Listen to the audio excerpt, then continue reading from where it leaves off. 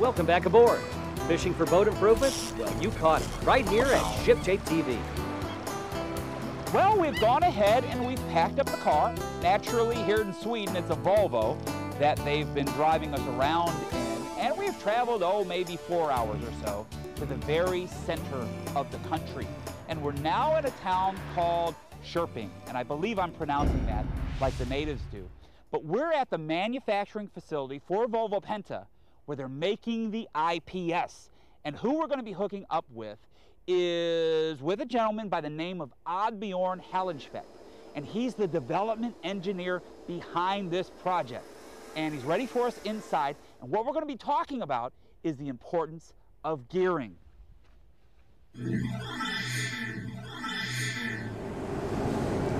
John, we are now staying at the furnace where we are case hardening the parts for our new IPS. How hot is it inside the furnace? Inside there it's 900 centigrade. You can see it's red gluing. Now, that's about 1620 degrees Fahrenheit. Right. Now, the Swedish people are very well known for the quality of their steel, and you guys have been doing this for a long, long time. If I can recall in my history, you've been doing it for about 2,500 years. Right. But what do we have right here, Oddbjorn? We have some soil I just picked up from the ground last Sunday in the vicinity here. Okay. And you can see the color is red, which means the iron content is very, very high. What's this? This is a magnet. If you could, I could move that. show everybody here. how much iron is in your soil. Yep. Look at that. That is amazing. Now, let's translate this into how you make gears so durable.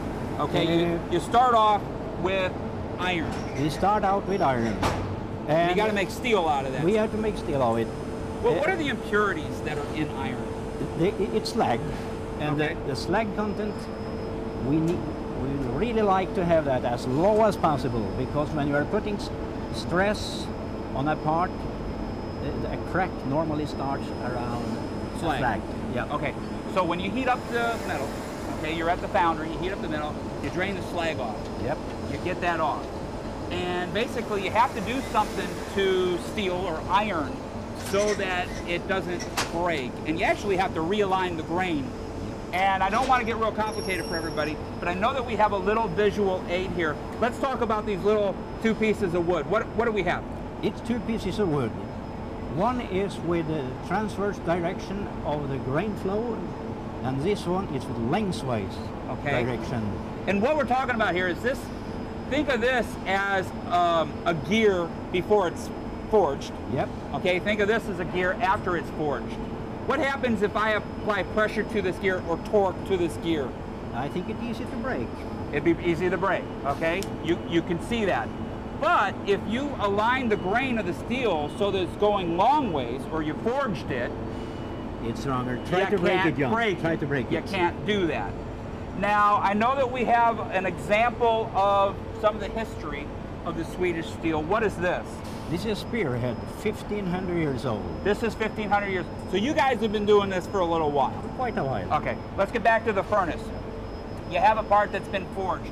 It goes into the furnace, you heat it up to 900 degrees, and this is called case hardening. Case hardening. And why do you do that? Case hardening means that we are alloying the steel with more carbon, just at the surface, because we want to have a hard surface and a tough core. And we are doing that by burning propane with lack of oxygen, so we get carbon monoxide in there. Okay, so that's an alloy, or the surface of the metal, Yeah. and it's kind of penetrating into the steel. It's penetrating into the steel when you have the red glowing part 900 centigrade at a rate of 1/4 millimeter an hour. So if you want to have 1 millimeter case steps, that's been there for 4 hours. Okay. Now, one robot is handing the part off to another robot. What's the second robot doing? The second robot is taking the part, putting it down to the oil bath at about 100 centigrades, and then it's hardened. Now, after you case harden a part, that has a tendency to maybe become brittle. So how do you make it so that teeth on a gear doesn't break? The next operation is tempering. Tempering means that we are heating up the steel, the part, to about 150 centigrades for maybe 1.5 hours. This is what makes it very, very durable. That's make it durable and takes the brittleness away. Now, I know that you're making the propeller shaft. out here for the IPS. Can you show me where that gets done? Yes, we could do. Let us go there. Lead the way. Yep.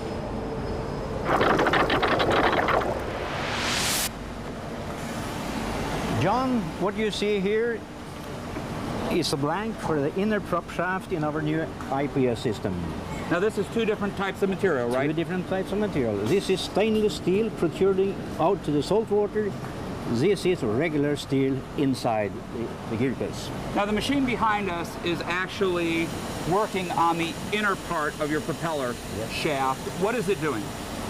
It is a cold forming machine where we are producing the spline in the stainless steel part here.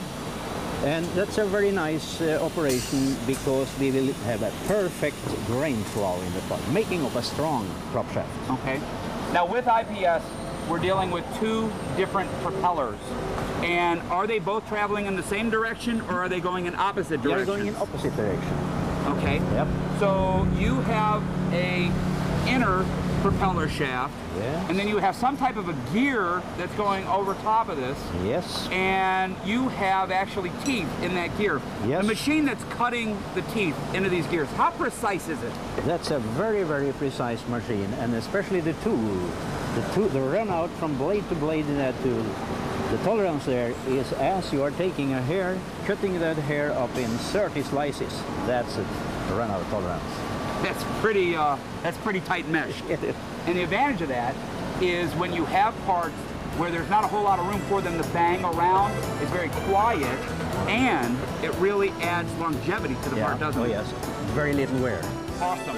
Well, hey, right now we need to take another time out, but keep it right here because when we come back, we're going to be talking about what boat manufacturers have to do to their hull bottoms in order to get it to accept this gear. We'll cover it right after this. Stay the course. Ship Shape TV and its host, John Graviscus, will be back in a flash.